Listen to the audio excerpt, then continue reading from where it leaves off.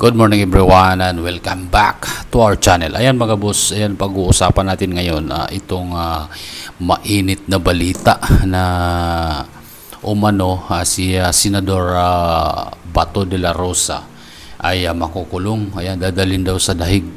Ayan ito mga boss, ICC naglabas ng arrest warrant versus Bato de la Rosa. Ayan. Pakinggan natin ito mga boss kung gaano ito katotoo. At bagong lahat, please like, share, and subscribe sa ating channel. Ayan, maraming salamat. At pakinggan na po natin mga boss. An extradition, Supreme Court. Okay. So this is an extradition issue. Extraditable offense.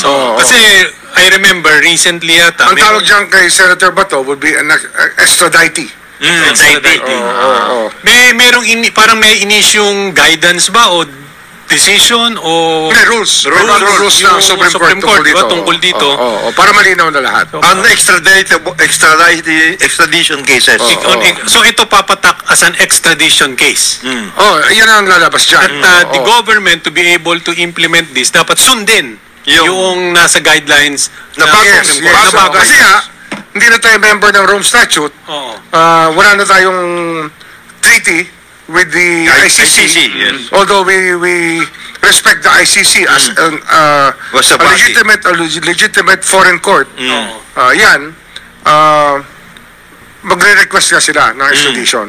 Doon na tayo papunta. So ano naman ang mangyayari dyan, they will have to file it with the DOJ through the Office of the Chief State Counsel.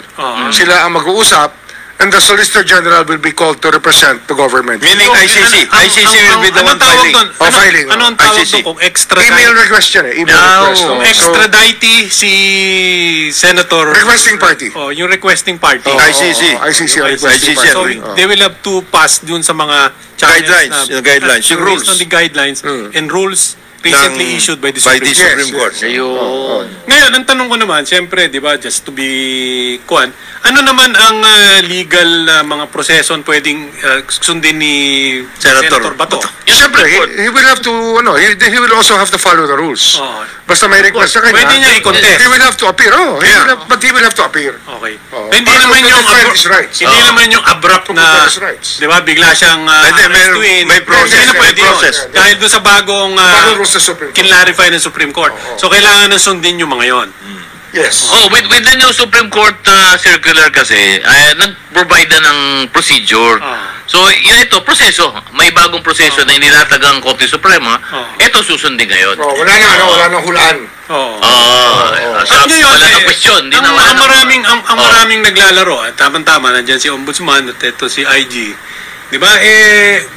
Marami kasing hindi masyadong kumbaga masyadong nalilinawan. Doon sa hindi na tayo membro ng ICC pero pwede pa ding mag-request yung ICC ng gano'n. Bakit pa po pwede yung gano'n? Ombudsman, IG? Meron tayong batas Yung batas natin, Republic Act 1951, recognizes foreign bodies that may take cognizance of cases that are triable here and triable there. In other words, under international humanitarian under international humanitarian law. In other words, yung kaso na ibinibintang kay Senator Bato ay krimen din dito sa ating bansa. Ito rin yung kalakip to ng kaso ni dating Pangulong Duterte. Yes. Grabe mga boss, no? Actually, itong kaso ni Senator Bato, kasama ito dun sa, kasi nung kapanahonan ni President Rodrigo Roa Duterte, siya po kasi yung PNP chief doon. So ngayon, sinama siya, kinasuhan ng mga akusado, yung mga sinasabing nagrereklamo doon sa mga namamatay na mga kaanak ng pamilya. Mga kaanak ng pamilya ba, kumbaga. So, ito yung EJK. Pares lang dito yung sa kaso yata ni former President Duterte. Itong crime against humanity yata. Yung kaso din niya dito. Hindi lang ako sure. Kasi ano siya dun PNP chief. So, malaki din yung pananagutan daw umano.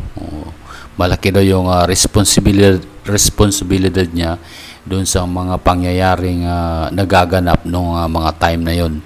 So kaya kinasuhan o sinama itong si Senator Bato de la Rosa.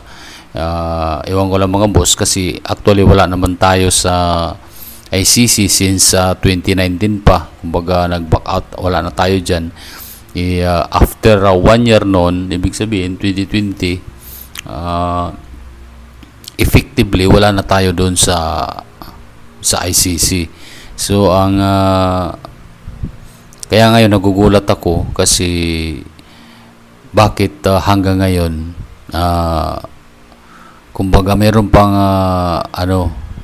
power yung ICC na humuli dito sa Pilipinas ng kagaya ni Bato de la Rosa.